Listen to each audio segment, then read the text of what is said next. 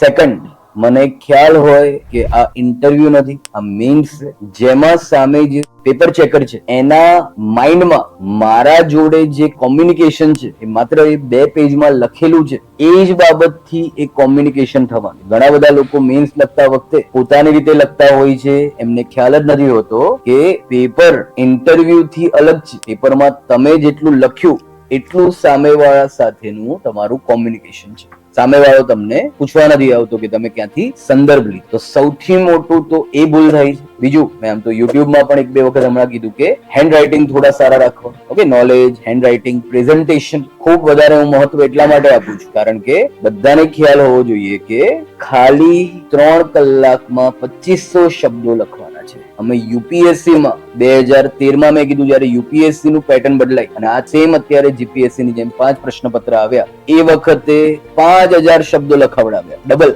Okay, 4000 શબ્દો પછી તો હાથ લખવાનું બંધ કરી નાખ્યું. પછી યુપીએસસી ને એવું લાગ્યું કે 5000 શબ્દ તો આમ નેક્સ્ટ ટુ ઇમ્પોસિબલ છે. ઓકે, આપણે એવું ઇમ્પોસિબલ કદી નથી શબ્દ યુઝ કરતા, એટલા માટે યુપીએસસી એ 2014 થી 4000 શબ્દો લખ્યા અને અહીંયા ખાલી 2500 શબ્દો લખવાના. તો એક શબ્દ, એક વાક્ય, એની પ્રસ્તુતિ, એના ઉપર ધ્યાન આપવું ફરજિયાત. હું તો ઘણી વાર કહેતો હોઉં છું વિદ્યાર્થીઓ કે બંનેમાં, કારણ કે મેં રાજનીતિ ખૂબ કરી છે, કે તમારે પહેલા તો તમારો એપ્રોચ નક્કી કરવાનો કે તમારે અધિકારી બનવાનું છે કે આંદોલનકારી. આજકાલ બધાના મગજમાં આંદોલનકારી વર્તન વધારે જોવા મળે, એ ઘણી વખત મેન્સના પેપરમાં પણ છલકાઈને બહાર આવે. ઓકે, જે ઇલેક્ટેડ ગવર્મેન્ટ છે એની નીચે આપણે કામ કરવાનું. તો ઘણા બધા લોકોનું મગજ, કે એને બનવું છે અધિકારી અને મગજ છે આખું આંદોલનકારી છે, બરાબર છે. તો ક્યારેય પણ એ પ્રકારની ભૂલ ના થાય. અધિકારીનું આખું કહેવાશે વલણ,